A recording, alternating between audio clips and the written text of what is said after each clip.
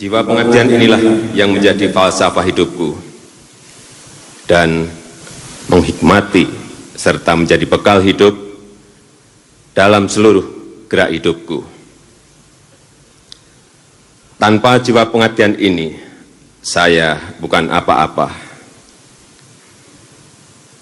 Akan tetapi dengan jiwa pengabdian ini, saya merasakan hidupku bahagia dan manfaat.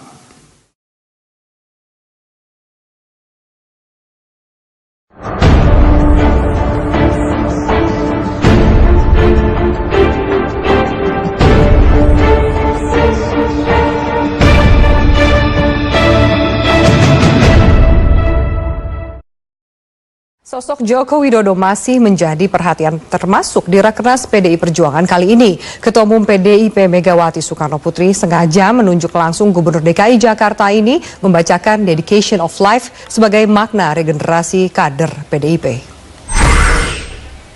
Pembacaan Dedication of Life oleh Gubernur DKI Bapak Insinyur Joko Widodo. Kami persilakan.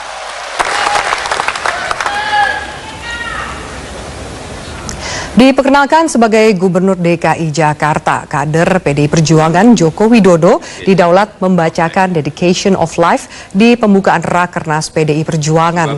Jokowi turut menjadi salah satu fokus perhatian lebih dari 1.300 peserta Rakernas PDIP. Dalam pidatonya, Ketua Umum PDI Perjuangan Megawati Soekarno Putri mengaku sengaja memilih Jokowi untuk membacakan Dedication of Life sebagai makna akan regenerasi yang berjalan baik dan alamiah di tubuh PDI Perjuangan. Dedication of Life merupakan rangkaian kalimat yang mewakili jiwa pengabdian seseorang kepada Tuhan, tanah air, dan bangsa. Maka jiwa pengabdian akan mencapai kebahagiaan. Pembacaan Jiwa pengabdian inilah yang menjadi falsafah hidupku dan menghikmati serta menjadi bekal hidup dalam seluruh gerak hidupku. Tanpa jiwa pengabdian ini, saya bukan apa-apa. Akan tetapi dengan jiwa pengabdian ini, saya merasakan hidupku bahagia dan manfaat. Soekarno.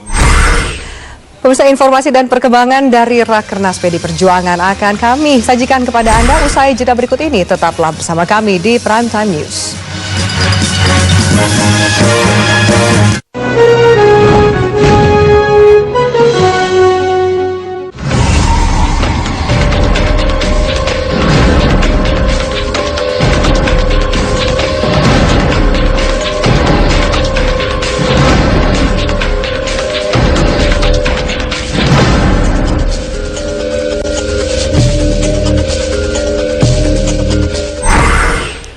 Pemirsa, dalam sambutannya, Ketua Umum PDI Perjuangan Megawati Soekarno Putri menyinggung penunjukan Jokowi untuk membaca Dedication of Life dari Bung Karno merupakan bagian dari regenerasi yang memang dilakukan oleh PDIP. Mengapa lalu untuk membaca Dedication of Life dari Bung Karno itu justru Pak Jokowi?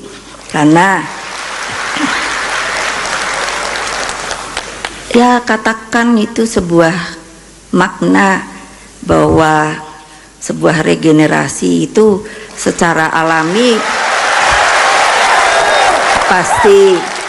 pasti berlanjut, tidak perlu tepuk tangan dulu. Karena saya ingin juga mengatakan gubernur-gubernur kita ini juga mereka adalah bagian daripada regenerasi yang memang dengan konsekuen dilakukan oleh PDI Perjuangan. Itu adalah, kalau Bung Karno bilang itu adalah natur itu alam yang harus melakukan hal itu. Pemirsa, wawancara dengan Ketua DPP PDI Perjuangan Puan Maharani akan kami hadirkan sesaat lagi. Tetaplah bersama kami.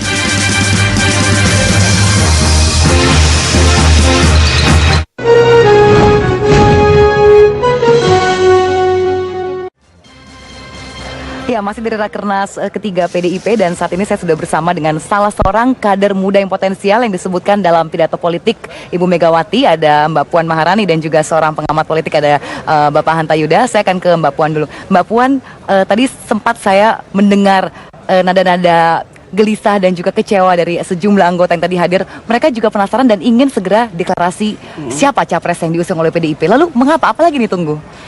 Ya, kita paham bahwa sebagai kader kita punya mekanisme dan aturan internal dan bahwa ada kekecewaan atau ada rasa senang atau ada rasa keingintahuan itu kan sebagai manusia itu normal. Tapi siapapun yang hadir pada acara ini tentu saja paham bahwa kami ini hadir ke sini untuk segera memberikan satu masukan setelah melihat dinamika atau geliat politik yang akhir-akhir ini berkembang di masyarakat. Tapi bukannya berarti dalam raker ini kami kemudian harus segera memutuskan atau mendeklarasikan. Tadi juga dalam pidato Ibu Ketua Umum pun sudah dikatakan bahwa ini raker, jadi ya nggak usah buru-buru lah, kita lihat dulu aja. Oke, Mas Hanta, dalam bincang-bincang saya dengan Anda sebelumnya, Anda bahkan mengatakan Mbak Puan ini begitu cocok juga disandingkan dengan Pak Jokowi, atau ada sejumlah formulasi lain. Nah, ini ada orangnya, silakan. Ya, ada 3 skenario dugaan saya untuk PDI Perjuangan. Satu, kalau nama Jokowi kita masukkan variabel penting ya. Satu, Ibu Mega Jokowi. Kalau misalnya Ibu Mega masih memutuskan akan maju.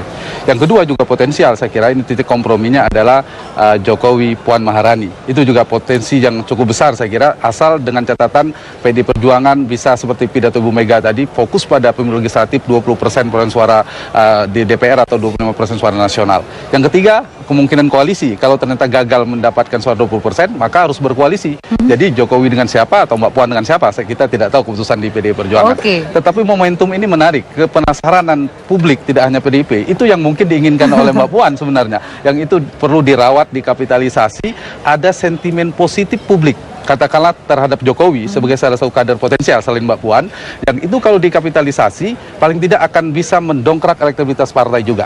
Nah, hari ini saya melihat sangat kuat mengasosiasikan figur Jokowi itu adalah bagian dari PDIP, bahwa Jokowi salah satu figur potensial, figur terbaik di PDIP. Dengan demikian bisa mengantarkan ke pemilu legislatif. Kalau itu yang terjadi, ya paling tidak ada sinyal-sinyal, pesan-pesan tersirat. Tadi ada beberapa sinyal yang tadi dikatakan itu yang tersirat yang saya tangkap. Mungkin Mbak Puan bisa menerjemahkan dengan gamblang kepada pemirsa saya. Ketika Mbak Mega menyebutkan nama Jokowi dan riuh rendah begitu banyak yang bersorak-sorai dan tepuk tangan, tapi Mbak Mega lagi-lagi mengatakan jangan tepuk tangan dulu, masih ada sambungannya. Lalu juga Ibu Mega mengatakan belum saatnya beliau menjadi ibu bangsa. Nah, apakah memang jangan-jangan Ibu Mega juga belum mau meninggalkan ranah politik praktis dan nanti akan berlaga juga di ajang capres nanti? Ya, sesuai dengan hasil Rakernas Bandung kan kami semua ini yang hadir pada hari ini kan sudah menyepakati bahwa berkaitan masalah Pilpres itu semuanya adalah merupakan keputusan Ibu Ketua Umum, dan bahwa kemudian sekarang berkembang dinamika, saya rasa menjelang Pileg dan Pilpres ini pasti akan berkembang dinamika yang sangat dahsyat dan kita mengatakan itu sebagai tahun politik. Tapi kembali lagi saya harus ingatkan, kita bicara presiden atau wakil presiden atau Pilpres 2014 tanpa kemudian memenuhi persyaratan untuk maju dalam Pilpres yang akan datang. Artinya siapa yang mencukupi suara pada Pileg yang akan datang itulah yang bisa maju. Percuma aja. Dan kalau kemudian tadi Ibu Mega mengatakan jangan bilang saya ibu bangsa, tapi berikan kesempatan itu kepada Bung Karno dengan alasan-alasannya, saya rasa itu merupakan satu alasan yang tepat. Kenapa kalau kita tidak bisa memberikan satu hal atau ungkapan ataupun penghargaan kepada Bung Karno sebagai bapak bangsa, kenapa kita harus memotong satu generasi memberikan kepada ibu bangsa? Kita kembali ke isu capres. Pak Hanta, apakah Anda melihat bahwa dari beberapa nada-nada tersirat dari Ibu Mega tadi itu memang akhirnya Ibu Mega merelakan untuk tidak maju untuk 2014? Saya kira kepenasaran kita sama. Ada dua kalimat yang dua kata bahkan regenerasi yang beberapa kali diucapkan oleh Ibu Mega, dan PDIP berhasil mengantarkan itu. Disebut beberapa nama, salah satu Mbak Puan, Jokowi dan sebagainya. Satu.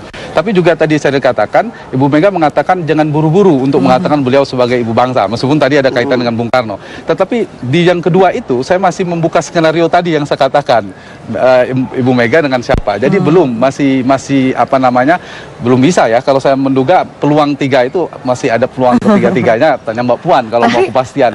Tapi ini ada bocoran tidak sih tadi formulasi yang 3 pasangan yang dikatakan Pak Hanta 3 skenario ya, 3 kemungkinan. Saya juga belum punya bocoran, nanti saya tanya Ibu Ketua Umum.